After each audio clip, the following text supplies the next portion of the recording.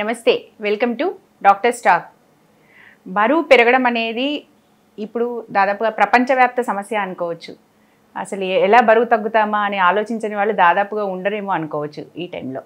So కాకపోతే బరువు తగ్గడానికి డైటింగ్లు అని రకరకాల డైటింగ్స్ పాటించడం కానీ, లేకపోతే ఎక్సర్సైజెస్ కోసం జిమ్ల వెంట పరిగెత్తడం కానీ ఇలా చాలా చేస్తూ ఉంటాం. అయితే వీటితో పాటుగా ఒక్కొక్కసారి సంబంధం లేకుండా, అంటే వీటితో అవసరం లేకుండా కూడా కొన్ని non surgical weight loss treatments అందుబాటులోకి వచ్చాయి మనకి. సో అలాంటి ట్రీట్మెంట్స్ ఏమేమి ట్రీట్మెంట్స్ ఉన్నాయి, సో వాటితో ఎలాంటి ఉపయోగాలు ఉన్నాయి, బరువు తగ్గచ్చా, దాని తర్వాత డైటింగ్ కానీ ఎక్సర్సైజెస్ కానీ చేయకపోయినా పర్వాలేదా, సో ఇలాంటి అనేక విషయాలు మనతో పంచుకోవడానికి మనతో ఉన్నారు ప్రముఖ gastroenterologist and London gastro care chairman doctor Chandrashekar Puli. ఆయనతో మాట్లాడి మరిన్ని వివరాలు తెలుసుకుందాం. సార్ నమస్కారం. నమస్కారం. బాగున్నారా సార్? బాగున్నా. సార్ యాక్చువల్లీ వెయిట్ లాస్ అనేది రియల్లీ అసలు అదొక పెద్ద అంటే స్టబ్బన్ సమస్యగా ఉంటుంది చాలామందికి. యాక్చువల్గా బేసిక్గా చెప్పాలంటే ఇప్పుడు ఈ టైంలో ఇన్ ద సెన్స్ ఈ మోడర్న్ టైంలో వెయిట్ పెరగడానికి మెయిన్ కారణాలు ఓన్లీ ఫుడ్ హ్యాబిట్సేనా, ఇంకా అదర్ ఏమైనా రీజన్స్ ఉన్నాయా? ఫైన్ ఫుడ్, కార్బోహైడ్రేట్స్ ఎక్కువ ఉండడం వల్ల, తర్వాత సెడెంటరీ లైఫ్, అంటే ఒక పూర్వం ఏంటంటే ఫార్మింగ్ ఫ్యాక్టర్స్లో వాళ్ళు నడుచుకుంటూ వెళ్ళేవాళ్ళు పొలం. అప్పుడు ఈ బైకులు కానీ ఇవి కానీ కార్లు కానీ లేకుండే. ఇప్పుడు ఎక్కడికి వెళ్ళాలన్నా ట్రాక్టర్లకు వెళ్ళిపోతున్నారు, లేకపోతే అలా వెళ్ళిపోతున్నారు. సో విలేజ్ ప్యాటర్న్ నుంచి సిటీ లైఫ్కి వచ్చేస్తే ఫాస్ట్ ఫుడ్స్, తర్వాత సెడెంటరీ లైఫ్, కారు తీసుకెళ్ళి లిఫ్ట్ దగ్గర ఆపటం, లేకపోతే వదిలితే కొన్ని అపార్ట్మెంట్లో కారు కూడా డైరెక్ట్గా వాళ్ళ బాల్కనీలోకి వెళ్ళే సౌకర్యాలు ఉండాలని కోరుకోవడంలో ఒక స్టడీ కూడా చూపించారు. నాకు ఎందుకు అర్థం కాదు, కారు బాల్కనీలోకి ఎందుకు వెళ్తుందండి అపార్ట్మెంట్లోకి, అవసరమా? సో ఇంకా రాను బెడ్రూమ్లో కూడా వెళ్ళే పరిస్థితికి వచ్చేస్తుంది అనమాట.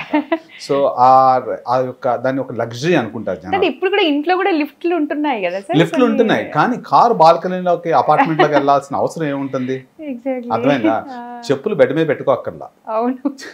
అది మనం ఏంటంటే దీన్ని మోడర్నైజేషన్ అంటారో మూర్ఖత్వం అంటారో నాకు తెలియదు.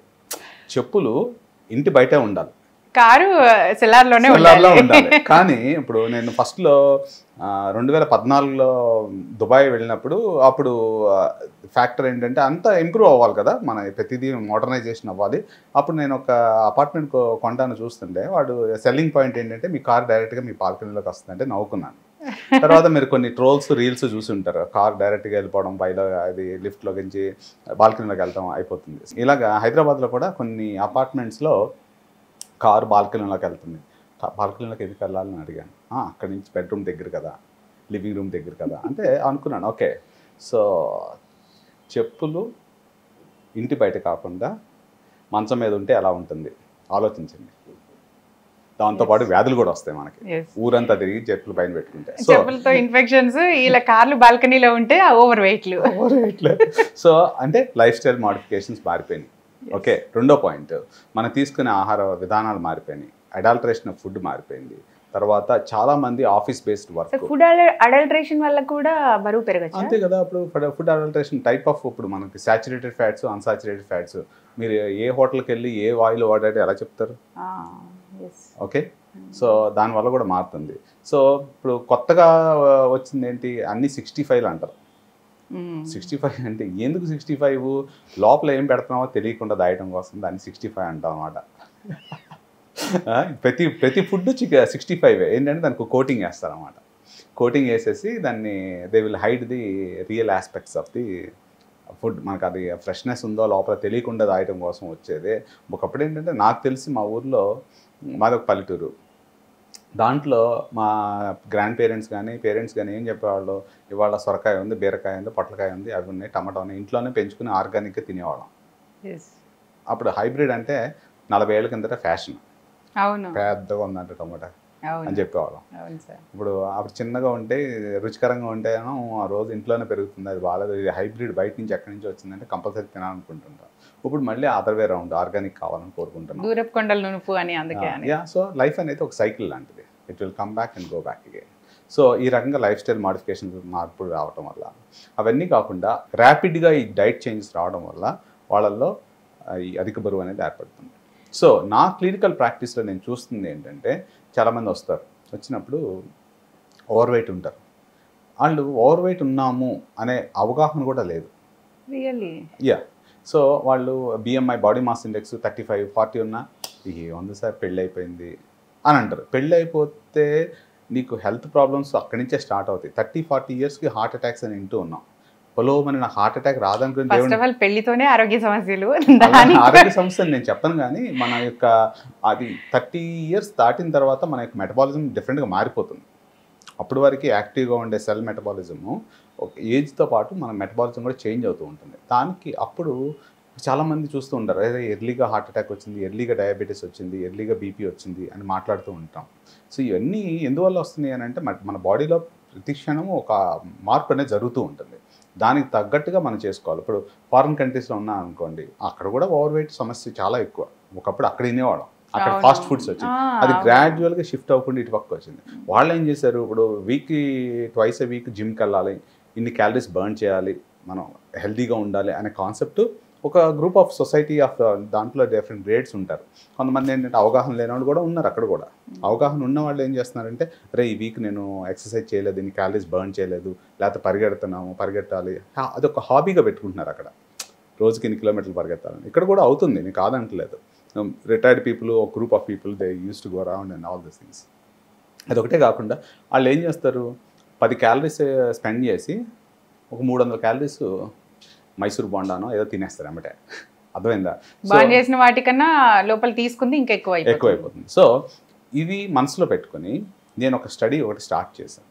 దీంట్లో ఏంటంటే వాళ్ళకి అవగాహన ఉందా లేదా అనే క్వశ్చనీర్ ఒకటి, వాళ్ళు తీసుకున్న క్యాలరీస్, వాళ్ళకి వచ్చిన హెల్త్ ఇష్యూస్, వాళ్ళు తీసుకున్న లైఫ్ స్టైల్ మాడిఫికేషన్. కొంతమంది చాలామంది వింటూ ఉంటారు, నేను చాలా స్ట్రిక్ట్గా డైట్ చేశాను, కీటో డైట్ చేశాను, ప్యాలియో డైట్ చేశాను, ఏదో డైట్ చేశాను అని చెప్తూ ఉంటారు. నేను అక్కడికి వెళ్ళాను, ఇక్కడికి వెళ్ళాను, ఆశ్రమంలో కూర్చుండడం వల్ల ఒక 5 కేజీలు తగ్గాను, మళ్ళీ వచ్చాను, లావ్ అయ్యాను. ఇది కామన్గా వింటూ ఉంటారు. ఈ సైకిల్ అనేది కామన్. ఎందుకంటే 5 కిలోస్ వరకు తగ్గడం చాలా ఈజీ, ఆ పైన తగ్గడం, దాన్ని సస్టైన్ చేయడం అనేది డిఫికల్ట్. తగ్గడం ఈజీయే, తగ్గడం అంటే 5 కేజీల వరకు తగ్గడం ఈజీయే మనకి సంకల్పం ఉంటే. రెండో పాయింట్, సో మీరు అడిగారు, సో ఈ డైట్ ఎక్సర్సైజ్ చేసినా తగ్గని వాళ్ళు చాలామంది ఉన్నారు, కాదంటలేదు. అదే మొండిగా అది ఎంత చేసినా తగ్గట్లేదు అని ఇంకా వెక్స్ అయిపోయి వదిలేసే వాళ్ళు కూడా ఉన్నారు చాలా మంది. సో ఇంకొక రకంగా చూసుకుంటే వీళ్ళకి ఆప్షన్స్ ఏమున్నాయి, సర్జరీస్ అంటే బ్యారేటిక్ సర్జరీ అంటే చాలామంది భయపడుతున్నారు. ఇటీవల ఒక వారం రోజుల నుంచి 10 రోజుల నుంచి ఒక సెలబ్రిటీ ఒకళ్ళు ఫోన్ చేస్తున్నారు, వాళ్ళు బ్యారేటిక్ సర్జరీ చేయించుకున్నారు, ఆయన అధికంగా బరువు ఉన్నారు. చేయించుకున్న తర్వాత బరువు వెయిట్ లాస్తో పాటు సర్జరీ చేస్తే కొన్ని సైడ్ ఎఫెక్ట్స్ ఉంటాయి కొంతమందిలో. అదేంటంటే మనం పేగు కలిపే చోట లీక్ అవ్వడము, గాల్ బ్లాడర్లో స్టోన్స్ రావడము, ఇలాంటివన్నీ ఉంటూ ఉంటాయి. ఇప్పుడు ఆయన ఏంటంటే అనవసరంగా చేయించుకున్నాను అనేది క్వశ్చన్ అయింది. సో అనవసరాన్ని కాదు, ఆయన అంత ఉన్న వెయిట్కి రిస్క్ బ్యాలెన్స్ అంటాం అనమాట. సో ఆయనకి మాత్రం పర్ఫెక్ట్ ఆ సర్జరీయే. ఎందుకనంటే కొంత వెయిట్ వరకు ఒక టైప్ ఆఫ్ ఇంటర్వెన్షన్ ఇంపార్టెంట్, కొంత వెయిట్ తర్వాత ఇంకో టైప్ ఆఫ్ ఇంటర్వెన్షన్ ఇంపార్టెంట్. అంటే ఇప్పుడు సర్జరీ అవసరం లేకుండా అనేవి ఇప్పుడు మనకి ఉన్నాయి. సో ఏది ఎప్పుడు యూస్ఫుల్ అవుతుంది అనేది ఇంపార్టెంట్. ప్రొఫెషనల్గా అయినప్పుడు ప్రొఫెషనల్ డ్రెస్ వేసుకుంటాము, క్యాజువల్గా అయినప్పుడు క్యాజువల్ డ్రెస్ వేసుకుంటూ ఉంటాం, సో నైట్ టైం ఉన్నప్పుడు నైట్ డ్రెస్ వేసుకుంటాం. సో అన్నిటికీ ఒకటే అవుతుందని నేను చెప్పను. కొంతవరకు, కొంత బిఎంఐ వరకు, కొంత లైఫ్ స్టైల్ వరకు వాళ్ళు చూస్తున్న ఆహార అలవాట్లు బట్టి కొన్ని ఇండికేట్ చేస్తుంటాం. అంటే సార్ యాక్చువల్లీ అసలు నార్మల్ వెయిట్ అంటే ఎంత ఉండాలి? నార్మల్ వెయిట్ బిఎంఐ 17 నుంచి 25 వరకు. ఓకే, నేను తీసుకునేది 19 నుంచి 25 వరకు ఇండియాలో. ఎందుకు అని అంటే నాకు కొంతమంది పేషెంట్స్ వస్తారు 17లో కూడా మాల్ అబ్జార్ప్షన్స్ ఉండటం వల్ల. ఇండియన్ బిఎంఐ డిఫరెంట్, ఇది ఒక స్టాండర్డ్ అని నేను చెప్పను. నేను ఇటీవల 2 సంవత్సరాలుగా ఉన్నప్పుడు నేను నోటీస్ చేసిన స్టాండర్డ్ బిఎంఐ 17 to 24 అన్న దానికి 17 to 19 ఉన్న వాళ్ళకి ఇమ్యూనిటీ తక్కువ ఉండటం వల్ల ఇన్ఫెక్షన్స్ ఎక్కువ ఉన్నాయి. Okay, so I think for Indians it's 19 to 24 to 25 అనేది నేను ఒప్పుకుంటాను. బిఎంఐ యాక్చువల్లీ బిఎంఐ అంటే ఇప్పుడు ఎవరికి వాళ్ళు ఎలా చూసుకోవాలి? బాడీ మాస్ ఇండెక్స్ అని చాలా సింపుల్ అండి. మీ హైట్కి మీ బరువు ఎంత ఉండాలో తెలిస్తే చాలు. ఓకే, సో నేను ఒకప్పుడు పబ్లిక్గా నేను I made my self ashamed. 6 weeks challenge అని ఒకసారి నోటీస్ చేశారో లేదో, December 2021లో నేను ఎన్ని డైట్లు ఎక్సర్సైజ్లు అన్నీ చేసిన తర్వాత ఐ వాజ్ ఫెడ్ అప్. నేను అప్పుడు 6 weeks ఛాలెంజ్ అని ఓపెన్ చేసి మీతో పాటు నేను కూడా డైట్ చేసి తగ్గుతాను అని చెప్పి 5 నెలలు చాలా కష్టమైంది. నేను సింపుల్గా ఏంటంటే స్టార్టర్ డైట్ అని చెప్పి only 4 or 5 pieces of small thing everyday, మధ్యాహ్నం పూట ఫ్రూట్ సలాడ్, మార్నింగ్ పూట జ్యూస్ ఏదైనా తీసుకుంటాను. ఇనిషియల్గా అయితే బాగా క్రేవింగ్స్ ఉండే, బాధపడేవాడిని, స్ట్రెస్ రిలేటెడ్ ఈవెంట్స్, క్యాలరీస్ లేవే అది ఇది అని అనిపిస్తుంటుంది. బట్ డిటర్మినేషన్ అనేది చాలా ఇంపార్టెంట్. నేను తగ్గాలి సంకల్పం కానీ గట్టిగా ఉంటే, and I have lost weight. But మీరేమో ఓవర్ వెయిట్ ఏం లేదు ఒకప్పుడు I'm talking about 2 years ago. Even అదే పాయింట్, సేమ్ పాయింట్. నేను ఓవర్ వెయిట్ లేను, నేను 26 ఉన్నా బిఎంఐ, జస్ట్ యు 25 కంటే ఎక్కువ ఉన్నాను. సో యాజ్ అ డాక్టర్గా నేను చూసుకుంది ఏంటి, మా ఫ్యామిలీలో డయాబెటీస్ ఉంది, మా ఫ్యామిలీలో హార్ట్ అటాక్స్ ఉన్నాయి, మా ఫ్యామిలీలో స్ట్రోక్ ఉన్నది. సో నేను ఇదే కనుక కంటిన్యూ చేస్తే లైఫ్ లాంగ్ నేను మెడిసిన్స్ తీసుకోవాలా, ఆ జబ్బులు వచ్చిన తర్వాత నేను బాధపడాలా, దాని షుగర్కి నేను ట్యాబ్లెట్స్ వేసుకోవాలా, ఇవన్నీ నా determining factors. I want live healthily. Okay, ఎవరికి వాళ్ళు సంకల్పించుకుంటే తప్ప అది అవ్వదు. సో చాలా ఫ్యాక్టర్స్ ఉంటాయి, ఫ్యామిలీ రిస్క్ ఫ్యాక్టర్స్ కూడా తీసుకోవాలి. ఒక ప్రాబ్లం వచ్చిన తర్వాత సాల్వ్ చేసుకోవడం వేరు, ప్రాబ్లం రాకుండా సాల్వ్ చేసుకోవడం వేరు. This is more important. చాలామంది ఏంటంటే వెయిట్ తగ్గడం అంటే ఎదుటి మనిషికి మంచిగా కనపడుతున్నాం అనేది ఒకటే ఆలోచిస్తారు. అది చాలా తప్పు నా ఉద్దేశం ప్రకారం. నీ లైఫ్, నీ ప్రాబ్లమ్స్, నువ్వు వేసుకునే ట్యాబ్లెట్స్. సో దాని గురించి నీ డిటర్మినేషన్ ఫ్యాక్టర్స్, నీ family factors, family history factors అనేవి చాలా ఉంటాయి. 13 points questionnaire, food versus obesity, అంటే ఓవర్ వెయిట్ ఉన్న వాళ్ళకి, తర్వాత వాళ్ళ యొక్క లైఫ్ స్టైల్ మోడిఫికేషన్స్ మీద నేను ఒక క్వశ్చనీర్ చేస్తున్నాను. It's going to be revolutionary outcome.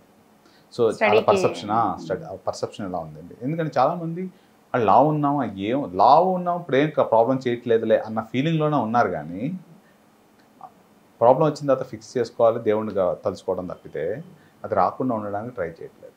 అదే సార్, ఇక్కడ మీరు ఒక మంచి పాయింట్ చెప్పారు. ఏంటంటే ఇప్పుడు చాలామంది లావుగా కనిపిస్తున్నాము అనుకున్నప్పుడు నేను ఓకే ఇది తగ్గాలి, బరువు తగ్గాలి అన్న దాని మీద కొంచెం అట్లీస్ట్ ఆలోచిస్తారు.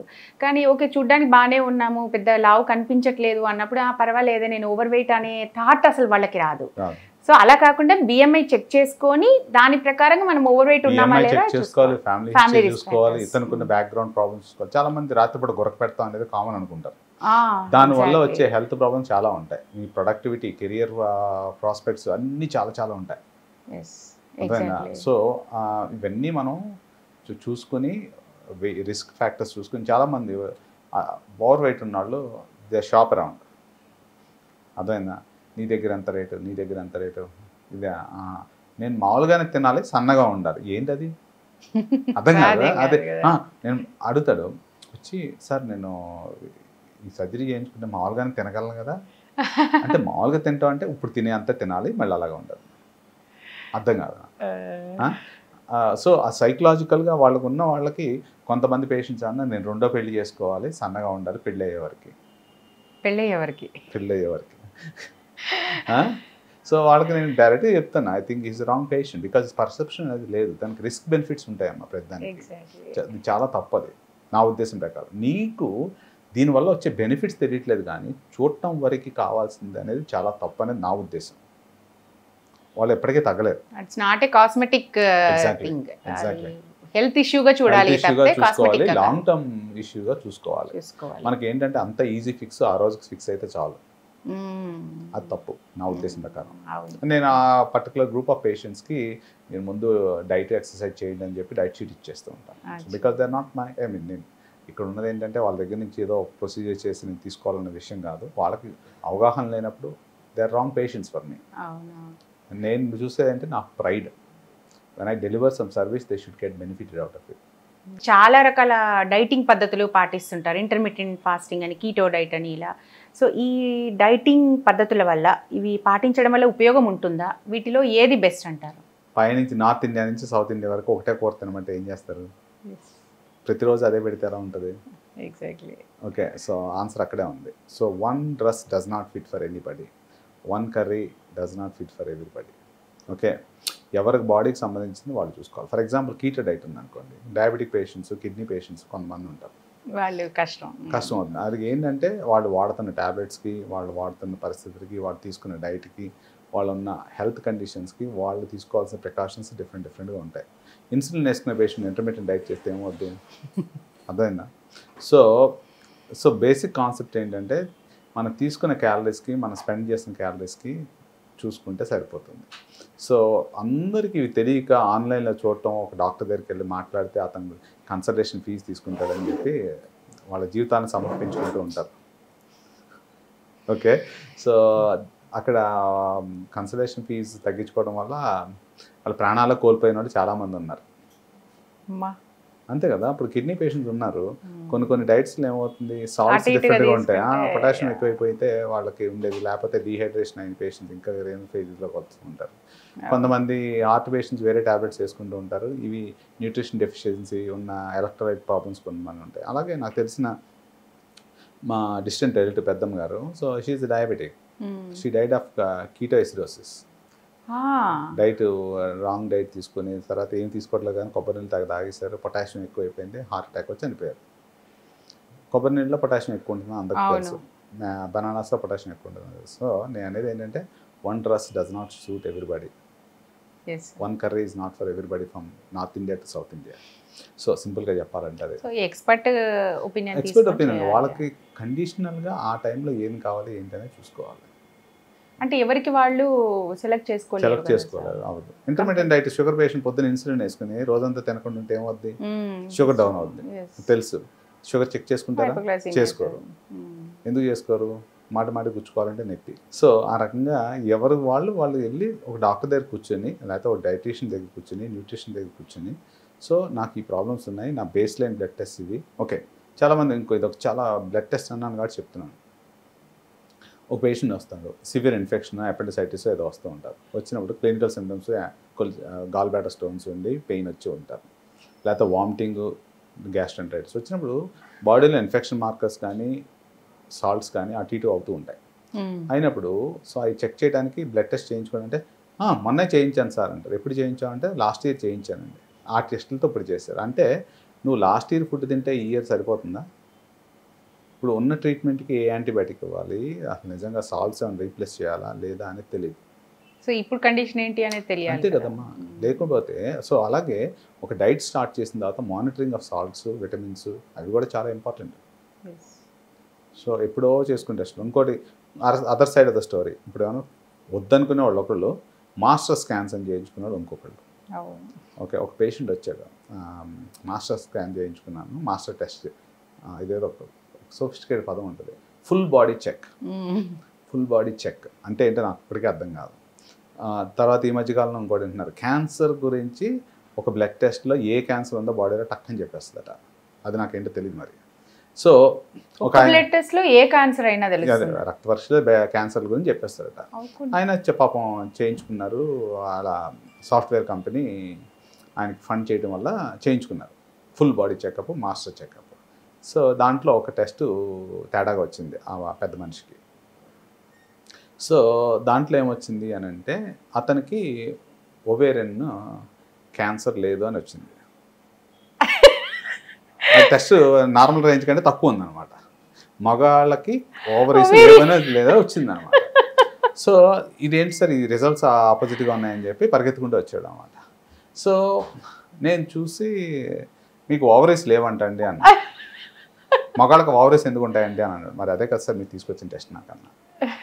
సో దీంట్లో ఏంటంటే మీకు చూస్తే 1500 టెస్టులు 2000కో 3000కో చేయాలి.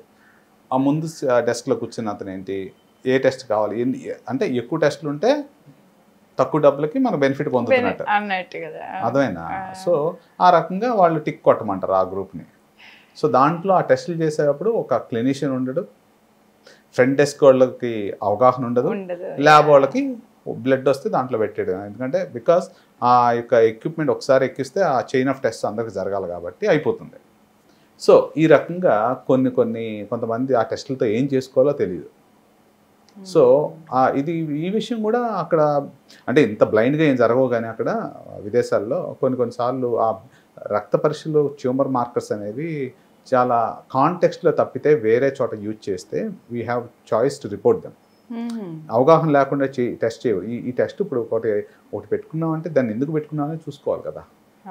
బ్లైండ్గా టెస్టులు చేయించుకోవద్దని నా ఉద్దేశం. ఎంతోమంది మాస్టర్ స్కాన్స్ చేయించుకున్నాడు, దాంట్లో ప్రతి అల్ట్రాసౌండ్లోనే ఫ్యాటీ లివర్ అని ఇస్తారు. దాన్ని ఏం చేసుకోవాలో తెలియదు.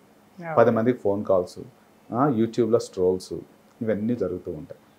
సో నేను అనేది ఏంటంటే contextual tests are more important than blind test. ఒక నీజర్ రిఫ్లెక్స్గా తయారైపోయింది. అంటే ఇప్పుడు అన్ని డయాగ్నోస్టిక్ సెంటర్ల మీద ఇన్వెస్ట్ చేశారు కాబట్టి ఆ మినిమం ఎంప్లాయ్మెంట్ రన్ అవడానికి వాళ్ళు ఆఫర్లు పెడుతున్నారు, తప్పులేదు. కానీ డాక్టర్ని సంప్రదించుకుని ఒకప్పుడు రూల్ ఉండేది, నువ్వు బ్లడ్ టెస్ట్ చేయించుకోవాలంటే ఒక డాక్టరే ప్రిస్క్రైబ్ చేయాలి. ఇప్పుడు ఏమైపోయింది, వాళ్ళు టెస్టులు చేయించుకుని డాక్టర్ దగ్గరికి వెళ్తున్నారు. అలాగే పాపం ఆయనకి దాంట్లో తెలిసింది ఏంటంటే అతను మగాడని తెలిసింది. పాపం ఆయనకి ఓవరీస్ లేవట. అదే సో మంచిదే కదా. ఇక్కడైనా సార్ హైదరాబాద్లోనే ఒక పెద్ద మనిషి తీసుకొచ్చాడు నా దగ్గరికి. సో చెప్పాను, సార్ ఇది ఏం లేదండి, మంచి రిపోర్ట్ వచ్చింది, మీకు మీరు మగాడని చెప్పిందండి ఈ టెస్ట్ అన్న. అదేంటి సార్ అంటే మీకు ఓవరీస్ లేవని. సేమ్ థింగ్ డైట్ విషయంలో కూడా ఎక్స్పర్ట్ ఒపీనియన్ తీసుకొని సెల్ఫ్గా వెళ్ళకపోవడం అనేది మంచిదని మీరు చెప్తారు, అంతే కదా. ఈవెన్ ఎక్సర్సైజ్ విషయంలో సార్ మరి ఇప్పుడు కొందరేమో యోగా లాంటి దాంట్లో అయితే యోగా ఎక్స్పర్ట్ ఉండి చేయించాలి అనేది అంతవరకు చేస్తారు. బట్ స్టిల్ అది కూడా యూట్యూబ్లలో చూసుకుంటూ యోగాసనాలు వేసేవాళ్ళు ఉన్నారు. సేమ్ టైం ఇప్పుడు జిమ్ కూడా ప్రతి ఒక్క జిమ్లో ట్రైనర్ ఉన్నాడు. ఎక్కడో మా కాలనీలో ఉన్న ఏదో లేదంటే కమ్యూనిటీ హాల్లో ఉండే జిమ్కో వెళ్తారు, ఏదో వాళ్ళకి నచ్చింది ఏదో చేసుకొని వస్తారు. అది ఎంతవరకు కరెక్ట్? దాని చాలా మంచి పాయింట్ అడిగారండి.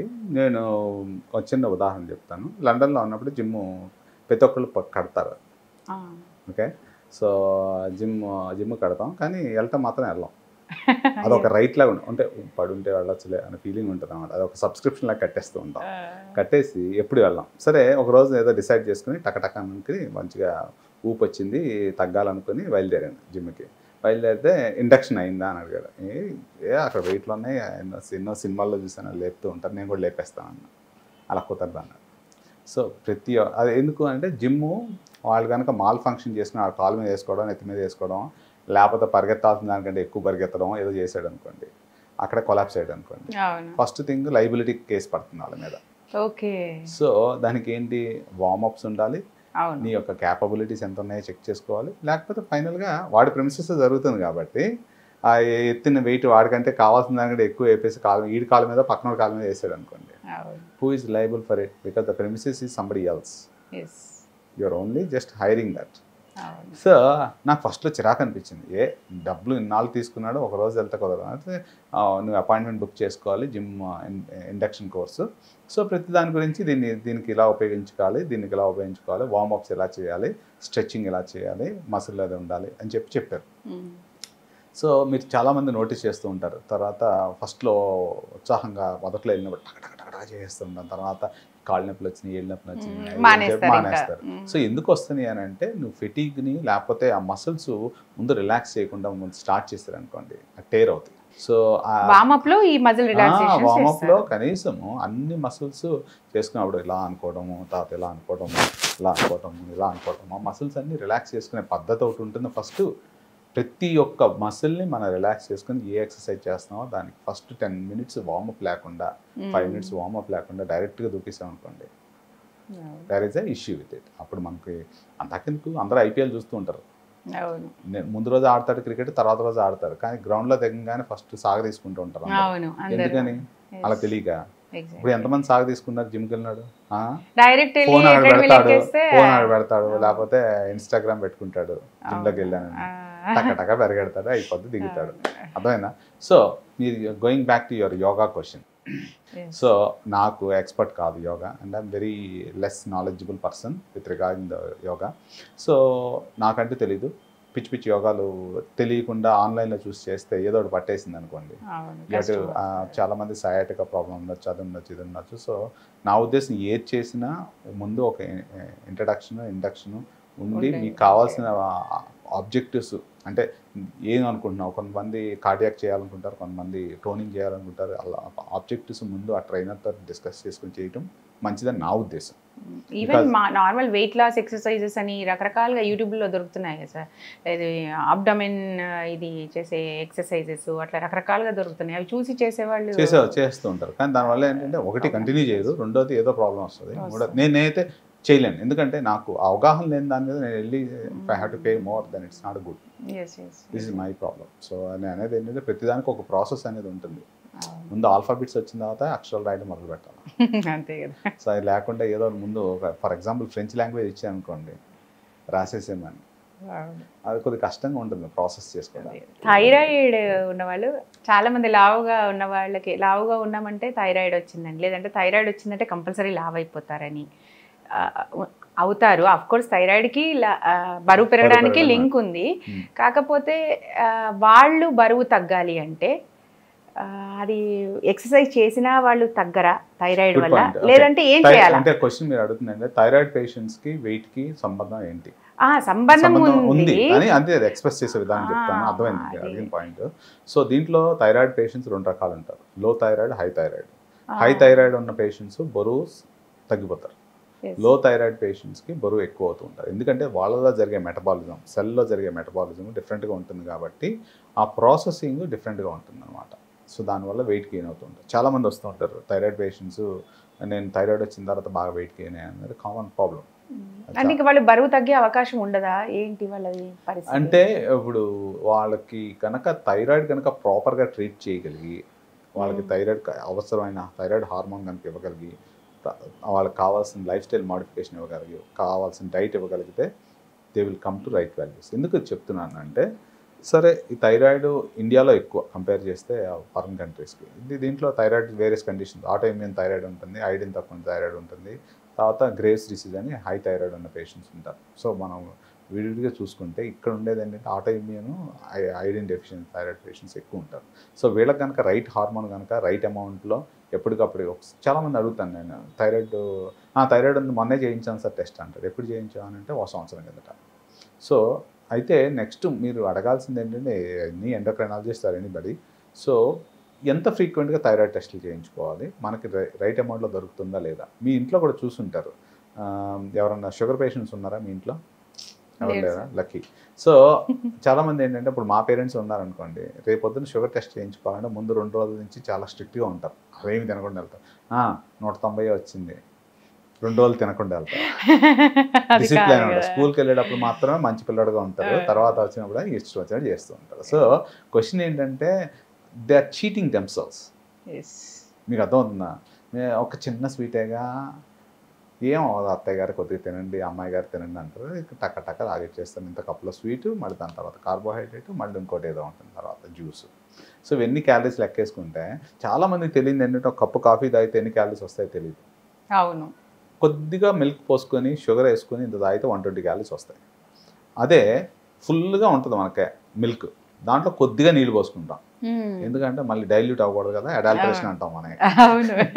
దాంట్లో ఇంత మాత్రం షుగర్ వేయాలి. ఇప్పుడు నాకు కాఫీ తీసుకురమ్మని మా మేట్స్కి ఎవరైనా చెప్పినా వాళ్ళు కూడా అందరు కలిపి తీసుకొస్తారు, నాకు సపరేట్, వాళ్ళు సపరేట్గా ఏం తీసుకురారు, ఫ్లాస్క్లో తీసుకొస్తారు. సార్ మీ ఒక్కళ్ళ కోసం మొత్తం అంతా షుగర్ మానేయాలా సార్ అంటది. నేను షుగర్ పేషెంట్ కాదు, బట్ నేను వరీడ్ అబౌట్ ఇట్, క్యాలరీస్ ఎక్కువ అవుతాయని. అందుకే నేను బ్లాక్ కాఫీ తాగుతాను, అందుకే మీకు కూడా అదే ఆఫర్ చేస్తాను. అర్థమైందా? సో వాళ్ళందరినీ మార్చలేను, నా వరకు నేను మారగలను. అర్థమైందా? డబ్బులు కట్టేది నేనైనా కానీ I have to respect my right from ఆయాస్ to everybody. So they will respect me. So point నేనేం చెప్తున్నానంటే, సో 90% వాళ్ళకి అందరికి ఇంత కనీసం ఇంత షుగర్ ఉండాలి కాబట్టి కాఫీలో, నా ఒక్కడికే వద్దు కాబట్టి నేను బ్లాక్ కాఫీ తాగుతానని చెప్పాను. It's not my choice. అందులోకి వాళ్ళు మిల్క్ కూడా బాగా మరగబెట్టి పోస్తాడు అంతా, దాంట్లో బోల్డ్ క్యాలరీస్ ఉంటాయి, బోల్డ్ కార్బోహైడ్రేట్స్ ఉంటాయి, బోల్డ్ ఫ్యాట్స్ ఉంటాయి. అర్థమైందా? సో మన పర్సెప్షన్, మనలో మార్పు రావాలి, మన ఆలోచనలో మార్పు రావాలి, అప్పుడే we can look at it. అంటే సార్ ఇక్కడ యాక్చువల్లీ పర్టికులర్గా నా డౌట్ ఏంటంటే, థైరాయిడ్ నార్మల్కి వస్తే ఆటోమేటిక్గా బరువు తగ్గుతారా? అంటే థైరాయిడ్ అంటే హార్మోన్స్ రైట్ అమౌంట్ రీప్లేస్ చేసుకుని, రైట్గా మానిటర్ చేసుకుని, లైఫ్ స్టైల్ డైట్ మార్చుకుంటే మామూలుగా వస్తారు. అది నేను అడిగేది. అంటే వాళ్ళు కూడా కంపల్సరీ ఇది చేస్తే తప్ప తగ్గరా, లేదంటే హార్మోన్ కరెక్ట్ అయిపోతే?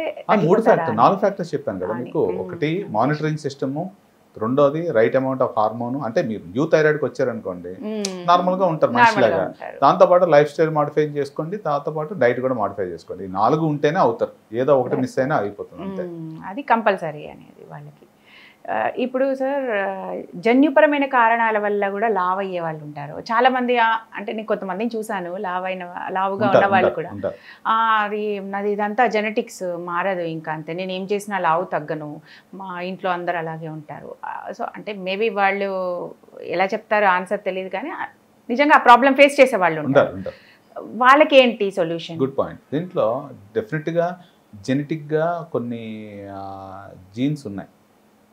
సో వాళ్ళు ఏమవుతుందంటే ఇర్రెస్పెక్టివ్ ఆఫ్ ఇట్, వాళ్ళు ఏది చేసినా తక్కువ తిన్నా ఏం చేసినా బరువు పెరుగుతూనే ఉంటారు. బరువు పెరుగుతూనే ఉన్న వాళ్ళకి ఫెమిలియల్గా వాళ్ళ పేరెంట్స్ నుంచి వచ్చే జీన్స్ వీళ్ళకి కూడా వస్తూ ఉంటాయి. దీన్ని కేంబ్రిడ్జ్లో ఉండగానే ఒక ప్రొఫెసర్ ఒక ఆయనతో వర్క్ చేసినప్పుడు మేము డిస్కవర్ చేసాం అది. సో దాన్ని డిస్కవర్ చేసి అది జీన్ ఓకే, దాంట్లో ఏంటంటే ఈ యొక్క ఫ్యాట్ సెల్స్ ఏదైతే ఉన్నాయో అవి దాన్ని ప్రాసెస్ చేసుకునే సిస్టమ్ డిఫరెంట్గా ఉంటుంది.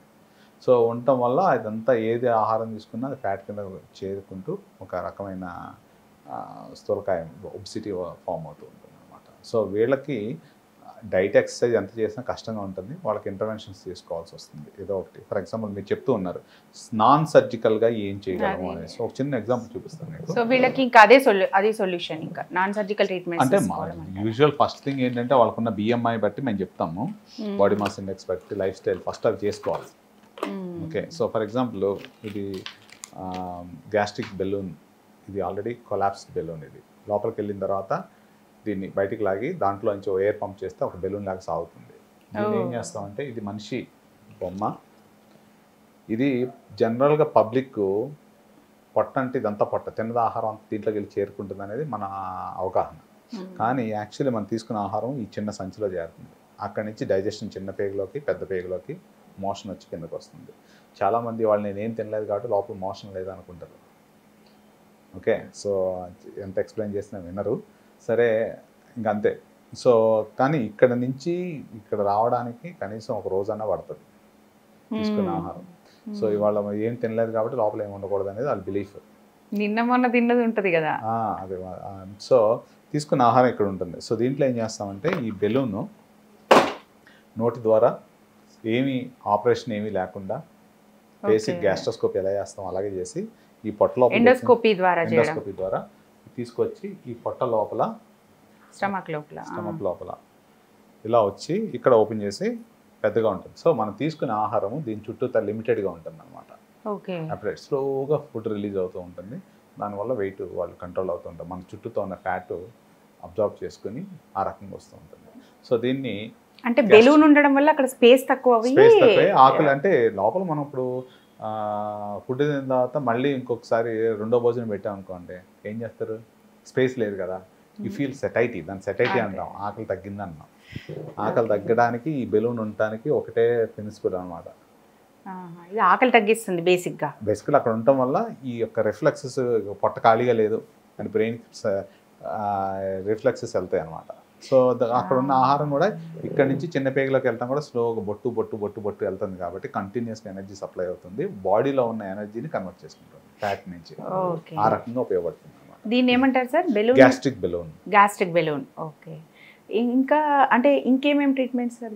ఇంకొక రకం ఉంటుంది, ఇది ఎండాస్కోపిక్ స్లీవ్. సో ఇప్పుడు ఏంటి, దీన్ని రెస్ట్రిక్టివ్ సర్జరీస్ అంటాం. అంటే ఏంటంటే మనకున్న సైజు, పొట్ట సైజు దాన్ని చిన్నగా చేయాలి. ఏ రకంగా చేయగలం? ఒకటి లోపల బెలూన్ పెట్టడం వల్ల తీసుకునే ఆహారం సైజు తగ్గుతుంది. అదే ఈ యొక్క పొట్టని ఇంకో రకంగా ఏమైనా చిన్నగా చేయగలరా అని చూస్తే ఒకప్పుడు దీనికి ఇక్కడ బ్యాండ్ వేసేవాళ్ళు, అప్పుడు తీసేసారు గ్యాస్ట్రిక్ బ్యాండ్స్, ఎందుకంటే దానివల్ల కాంప్లికేషన్స్ ఎక్కువ అయిపోయినాయి. సో అది తీసేసారు, ఇప్పుడు లేదు, మార్కెట్లో దొరకదు. తర్వాత ఇప్పుడు కొత్తగా వచ్చిందంటే ఎండాస్కోపిక్ స్లీవ్, ఇటు నుంచి ఇటు కుట్టుకుంటూ వస్తాం, స్లీవ్ గ్యాస్ట్రోప్లాస్టీ. స్లీవ్ గ్యాస్ట్రిక్ సర్జరీలు ఏం చేస్తారంటే కట్ చేసి తీసేస్తారు మొక్కని. ఇప్పుడు ఏం చేస్తారంటే కుట్లు వేస్తాం నుంచి.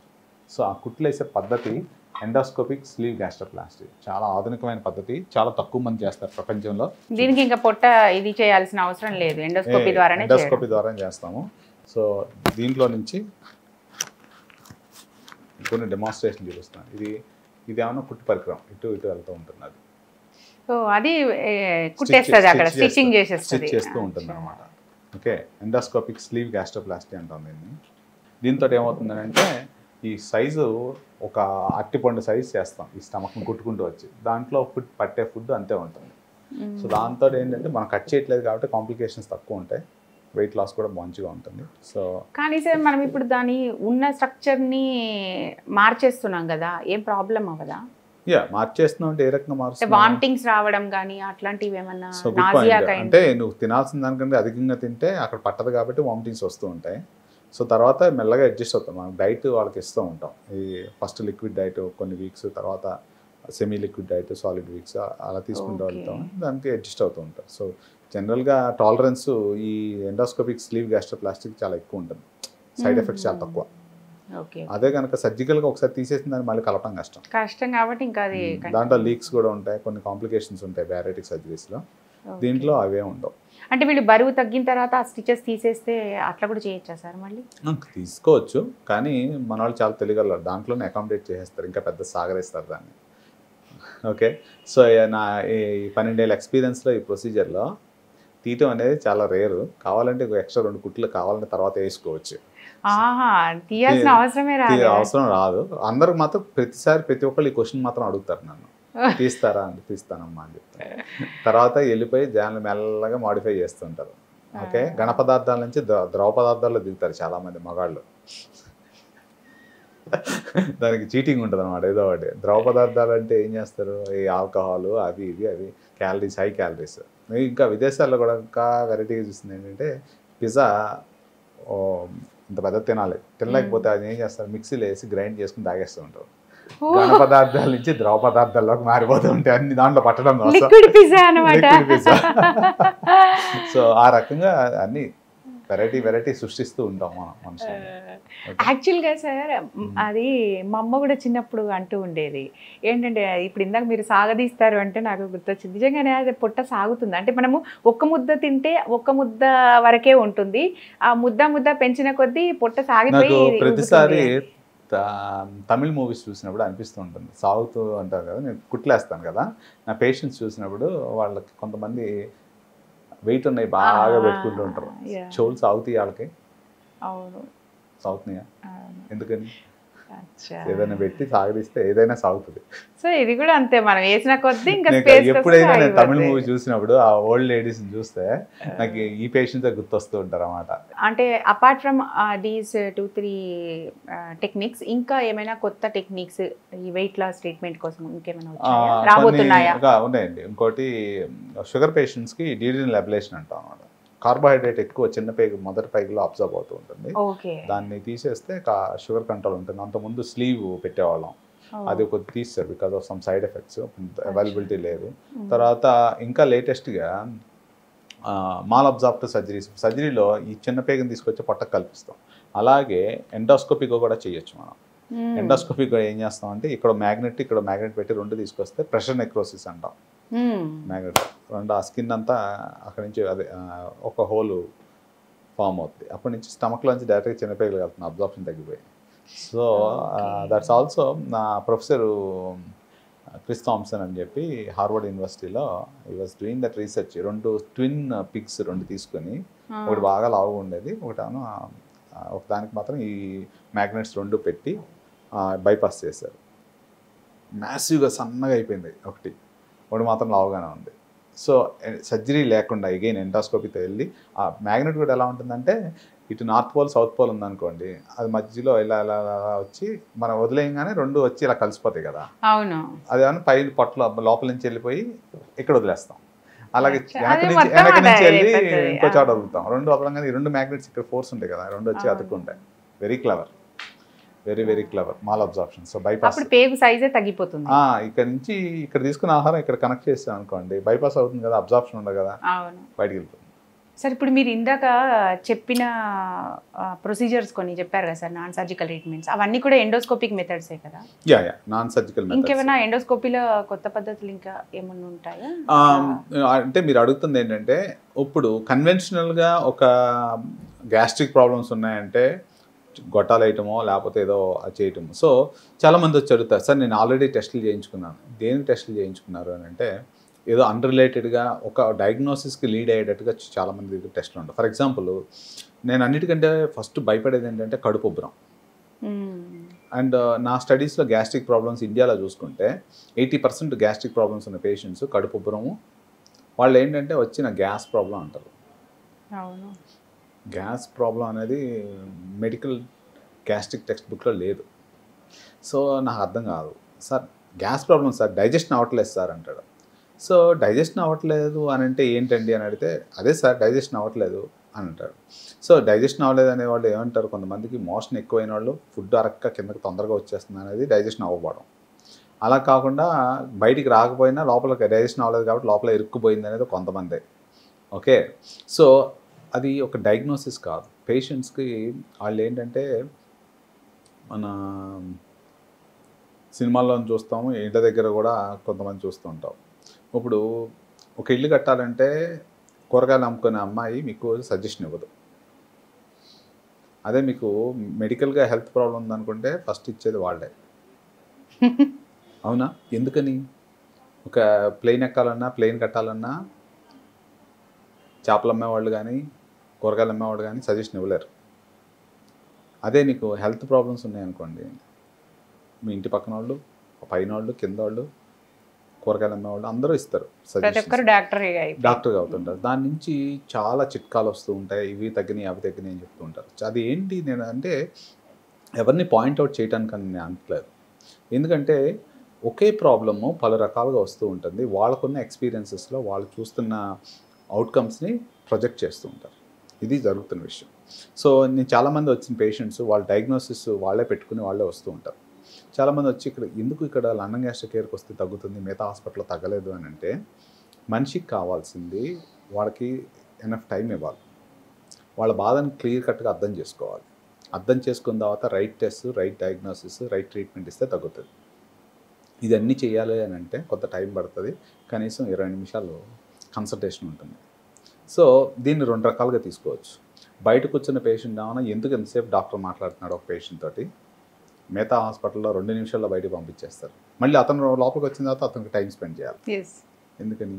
సో ఇప్పుడు మనం అన్నం వండాలన్నా స్టవ్ మీద పెట్టాలి, హీట్ అవ్వాలి, బయటికి రావాలి, టైం పెట్టాలి. అలా కాకుండా ఏదో మామూలుగా ప్రీ కుక్డ్ ఫుడ్ పెట్టుకోవాలంటే ఒక రకమైన టేస్ట్ ఉంటుంది.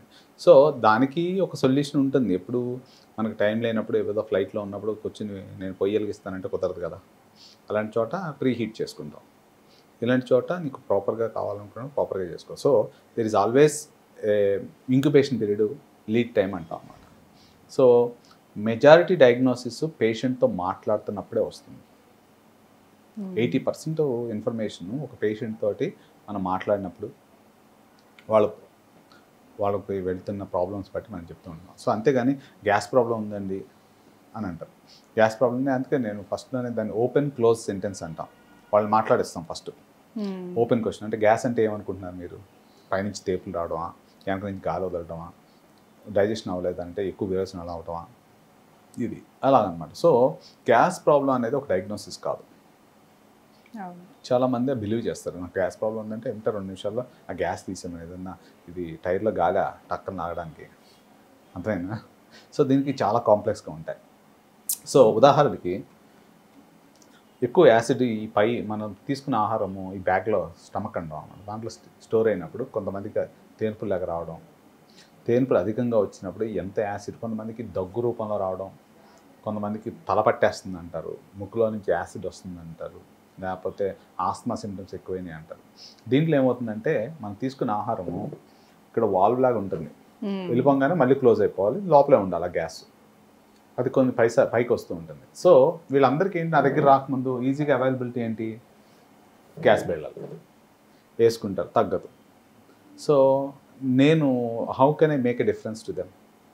ఫస్ట్ ఆఫ్ ఆల్ వాళ్ళు తీసుకునే డైట్ ప్యాటర్న్, వాళ్ళు తీసుకునే టైప్ ఆఫ్ ఫుడ్, ఇవన్నీ చూసుకోవాలి. ఏ రకమైన ఆహారం తీసుకుంటున్నారు ఇవన్నీ. అదొకటే కాకుండా నిజంగా కొంతమందిలో ఏంటంటే 3 రకాలుగా విభజిస్తాను వీళ్ళని. కొంతమందికి ఏంటంటే రియల్ యాసిడ్ పైకి వస్తుంది, కొంతమందికి యాసిడ్ అసలు రాదు, నరాలు సెన్సిటివ్గా ఉంటూ ఉంటాయి. సో వీళ్ళలో ఎన్ని ట్యాబ్లెట్స్ వేసినా ఏం చేసినా తగ్గదు. ఓకే, ఒకళ్ళు మధ్యలో వాళ్ళు మిక్స్డ్ రకంగా ఉంటారు. దానిలోకి చూపించాలి అని అంటే ఆధునిక పద్ధతిలో పీహెచ్ ఇంపిడెన్స్ అని ఉంటుంది. ఇక్కడ పీహెచ్ అంటే తెలుసు కదా, యాసిడ్ ఆల్కలీ అంటే దాన్ని చెక్ చేసేది పీహెచ్ ఇంపిడెన్స్. చాలా సింపుల్గా ఉంటుంది, మెళ్ళ తయారించుకుంటారు. సో తర్వాత ఇక్కడ ఒక స్పెషల్ పరికరం ఉంటుంది. ఇక్కడ ఇది ముక్కులో నుంచి లోపలికి వేస్తే దాన్ని యాక్చువల్లీ టెస్ట్ చేస్తూ ఉంటారు.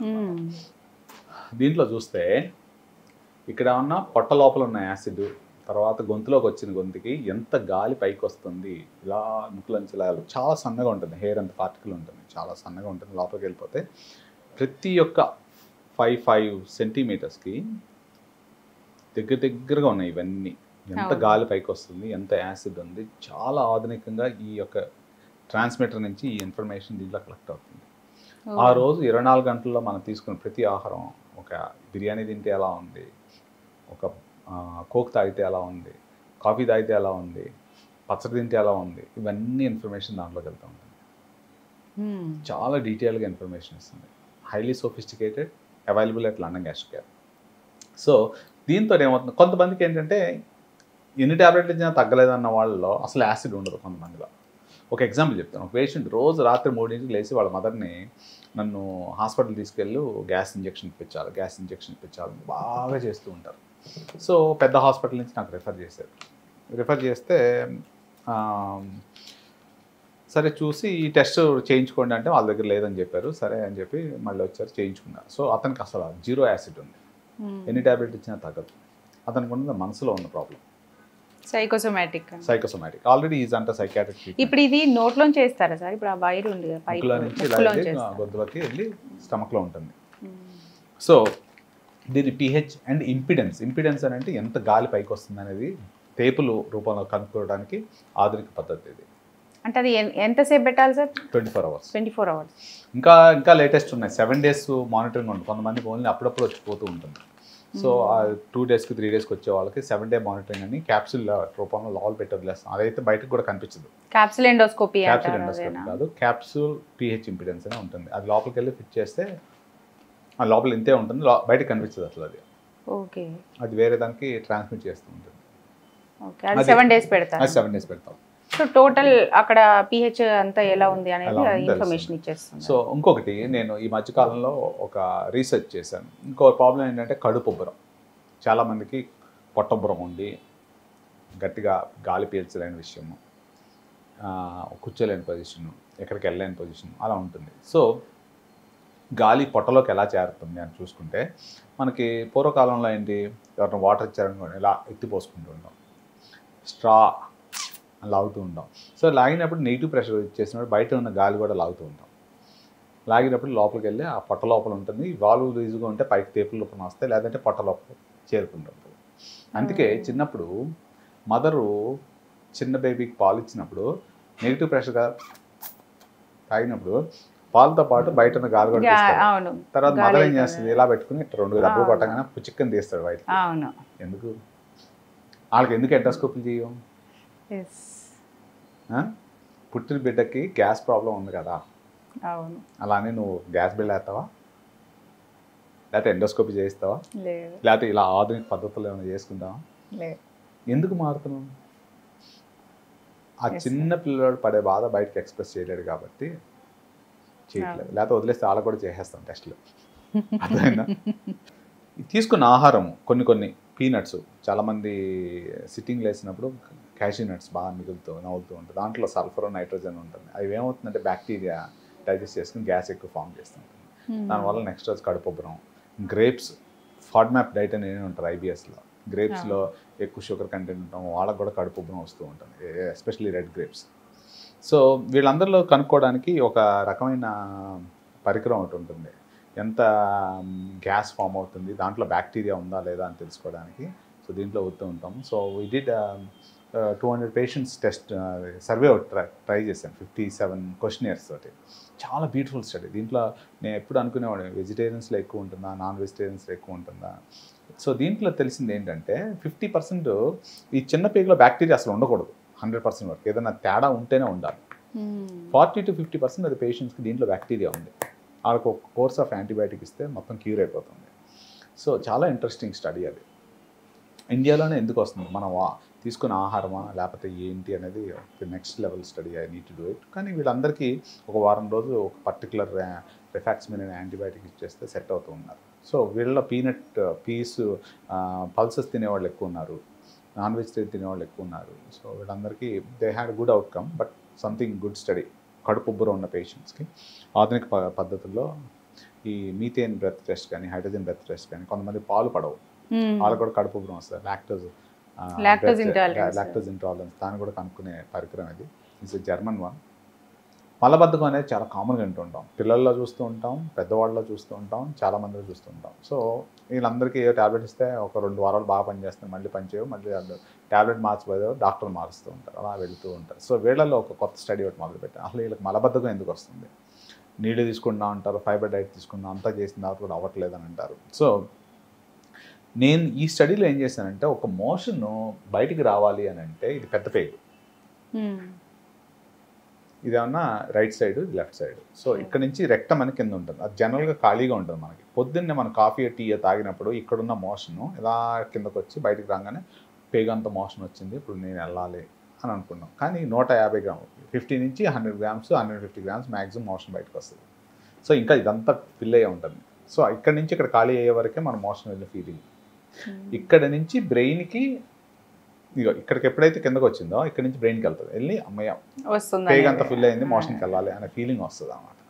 అది వచ్చినప్పుడు ఇక్కడ స్పింక్టర్ కింద ఓపెన్ అయ్యి కింద రావాలి. అది ఎలా చెప్పొచ్చు అని అంటే, మన ఇంట్లో పేస్ట్ మెకానిజం, పేస్ట్ ఉందనుకోండి, మూత ఉంటుంది, వెనకాల నుంచి ముందుకు పేస్ట్ రావాలంటే మూత ఓపెన్ చేయాలి, కింద నుంచి నొక్కాలి. అలాగే ఇక్కడ స్పింక్టర్ ఉంటుంది, స్పింక్టర్ ఓపెన్ అవ్వాలి, ఇక్కడ మసిల్స్ కాంట్రాక్ట్ అవ్వాలి. సో నేను చేస్తున్న టెస్ట్లో ఒక ఆధునిక పద్ధతిలో, ఇది మెడ్స్పిరా అని ఓన్లీ అమెరికాలో అవైలబిలిటీ ఉంటుంది. చాలామంది అడిగారు, డాక్టర్ గారు కొనుక్కుంటా అన్నారు. కొనుక్కోవచ్చు, ఇది 37 లక్షలు. సో నాకు మోషన్ రావట్లేదు, చాలా సంవత్సరాలు బాధపడుతున్నాను, ఇది కొనుక్కుంటా అంటున్నాను. ఆయన ఏంటంటే ఉద్దేశం ఏంటంటే, చేతి ఫోన్ అంతే ఉంది కదా, అది కూడా ప్లాస్టిక్ ఉంది, ఉంటే 5,000 1,500 ఉంటుంది. సో చాలామంది నేను ఇది ఒక వీడియో చేస్తే ఫోన్ చేసి దాని ఖరీదు ఎంత నేను కొనుక్కుంటాను అని అడిగారు అన్నమాట. సరే కొనుక్కోండి, దీంట్లో వెబ్సైట్లో ఉంటుంది, చూడొచ్చు ఆన్లైన్లో. ఇది ఎంకంపాస్ అని మెడ్స్పిరా వాళ్ళది, కొనుక్కోవాలంటే కొనుక్కోవచ్చు, 37 lakhs.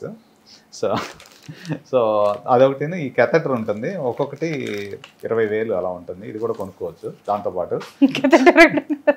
సో చెప్తున్నాను, తర్వాత ఆయనే చెప్పారు, సార్ మోషన్కి అంత ఖర్చు పెట్టాలా అని. సో దీంట్లో బెలూన్ ఉంటుంది, దీంట్లో ఏంటంటే ఈ యొక్క సెన్సేషన్ ఎంత ఉంటుంది, మసిల్ ఎలా రిలాక్స్ అవుతుంది, దీంట్లో కెథెటర్స్ ఇవన్నీ ఉంటాయి అన్నమాట, ఆ యొక్క రిఫ్లెక్సెస్ ఉంటాయి, దీన్ని బయో ఫీడ్బ్యాక్ అంటాం. సో దీంట్లో ఎక్కడైతే ప్రాబ్లం ఉందో దాన్ని ఆ మసిల్స్ని ఎక్సర్సైజ్ చేయించి బయటకు వచ్చే పద్ధతి జరుగుతుంది. కింద నుంచి లోపలికి వెళ్తుంది, దాంట్లో ఇక్కడ ఇంత మోషన్ అని వస్తే కానీ ఆ ఫీలింగ్ రాదు, సెన్సేషన్. మినిమం 50 ml స్టూల్ ఉంటే కానీ ఆ సెన్సేషన్ రాదు. సో కొంతమందిలో ఏంటంటే సెన్సేషన్ లేకపోవడం, కొంతమందిలో ఏంటంటే ఆ మసిల్ కింద ఓపెన్ అవ్వకపోవడం, కొంతమందిలో ఏంటంటే అది కిందకు పుష్ చేసినప్పుడు కింద ఓపెన్ అవ్వడం, డిస్సింక్రోనీ అంటాం అన్నమాట. ఇవన్నీ ఇన్ఫర్మేషన్ ఒక కంప్యూటర్లోకి వెళ్ళిపోతాయి అన్నమాట, అది కూడా కమ్స్ విత్ దట్. సో అంటే ఇది ఒకటే కాదు, ఇంకో మిషన్ కూడా ఉంటుంది, ఇక్కడ చూపిస్తాను మీకు. మిలిటరీ గ్రేడ్ సాఫ్ట్వేర్ ఒకటి ఉంటుంది, దీంట్లోకి వెళ్తుంది అనమాట, దాన్ని ట్రైన్ చేసుకుంటూ ఉంటాం వాళ్ళకి. ఓకే. సో దీంట్లో నుంచి ప్రెషర్స్ లోపల నుంచి ఇటు ట్రాన్స్మిట్ అవుతూ ఉంటాయి అన్నమాట. సో చాలా మందికి మెడిసిన్స్ లేకుండా బయో ఫీడ్బ్యాక్ అనే మెకానిజమ్స్ తోటి మనము ట్రైన్ చేయొచ్చు. సో దానివల్ల అంటే బోవల్ మూవ్మెంట్స్ ట్రైన్ అప్ అయ్యి కరెక్ట్గా మూవ్మెంట్స్ సరిగ్గా మూవ్మెంట్స్ అవుతూ ఉంటాయి. సో దాన్ని ఏం చేస్తామంటే, ఈ యొక్క డిస్సింక్రోనీ అంటే ఆ మజిల్ కాంట్రాక్ట్ అయినప్పుడు ఇక్కడ కింద లూజ్ అవడం ఇవన్నీ లేకపోవడం వల్ల జరుగుతూ ఉంటుంది. సార్ ఇప్పుడు మళ్ళీ when coming to our weight loss point of view, అంటే బేసిక్గా వీళ్ళు అంటే పీపుల్ పాయింట్ ఆఫ్ వ్యూ ఆలోచిస్తే వాళ్ళు వెయిట్ పెరగకుండా ఉండాలి అంటే ఎట్లాంటి ప్రికాషన్స్ తీసుకోవాలి అంటారు, ఎలాంటి హ్యాబిట్స్? మనకి ఫుడ్ అనేది ఒక బ్రెయిన్లో ఒక సూదింగ్ ఫ్యాక్టర్, ఇంకా సెరటోనిన్ అనేది రిలీజ్ అవుతూ ఉంటుంది.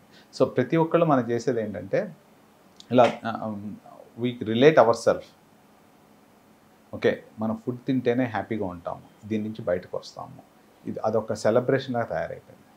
అవును. సో అదే కాకుండా దాన్ని రివర్స్ చేద్దాం, కష్టం వస్తే ఒక 2 కిలోమీటర్లు పరిగెడతాం. నా బర్త్డే అనుకుంటే ఆ రోజు టార్గెట్ పెట్టుకుని ఓకే ఒక 5 కిలోమీటర్లు పరిగెత్తాలి, వాళ్ళ మ్యారేజ్ డే వస్తే 5 కిలోమీటర్లు పరిగెత్తాలి, ఇద్దరు కలిసి పరిగెత్తాలి మ్యారేజ్ డే ఒకళ్ళు కాదు. సో ఓకే, సో బర్త్డే వస్తే ఫ్యామిలీ పరిగెత్తాలి, అదైనా. సో ఈ రకంగా ఆ దాంట్లో కూడా ఎక్సర్సైజ్ చేస్తే సెరోటోనిన్ హ్యాపీ హార్మోన్ ఫామ్ అవుతుంది. ఫస్ట్ ఇనిషియల్ ఎఫెక్టే ఉంటుంది. కొంతమంది చూసారనుకోండి, కండలు పెంచిన వాళ్ళు ఆ పొద్దున్న లేచి ఆ టైంకి ఎక్సర్సైజ్ చేయకపోతే వాళ్ళు ఉండలేరు. ఓకే. ఆ టైంకి అది చేయకపోతే ఆ ప్రొడక్టివిటీ లేదనేది. సో ఇదంతా నేను ఎందుకు చెప్తున్నానంటే సింపుల్ ఫీచర్స్. మనం ఏదైతే కష్ట సుఖాల్లో ఫుడ్కి బ్రెయిన్ని ఎలాగ ట్యూన్ చేసుకున్నామో అలాగే ఎక్సర్సైజ్ ట్యూన్ చేసుకుంటే పాసిబిలిటీ ఉంటుంది. నిద్ర సరిగా లేకపోతే బరువు పెరుగుతారంటారు. Good point. నిద్ర పోవడానికి అంటే స్ట్రెస్ రిలేటెడ్ ఈవెంట్స్ వల్ల హార్మోన్స్ చేంజ్ రావడం వల్ల ఎక్కువ తింటూ ఉంటారు. సో దాన్ని compensate indirectly it is stress eating అంటాం దాన్ని. అంటే నిద్ర లేకుండా నువ్వు పని చేస్తే తగ్గుతావు వెయిట్. నిద్ర లేకుండా ఖాళీ కూర్చుని ఏదో ఒకటి ఇప్పుడు చాలా లెక్క పెడతాను. నేను రాత్రి 3ంటికి లేచాను ఫర్ సమ్ రీజన్. లేచినప్పుడు ఒక అరిసి తింటే బాగుంటుంది తినేసాను. సో దాంట్లో షుగర్, ఆయిల్, క్యాలరీస్ ఒకటే తిన్నాను. అది కూడా చిన్నది. ఇప్పుడు అన్ని హోటల్లో స్పెషల్గా చిన్న చిన్నవి చేస్తున్నారు. మన ఇంట్లో అయితే పెద్ద పెద్దవి ఉంటాయి. సో ఎందుకు తిన్నానో నాకే తెలీదు.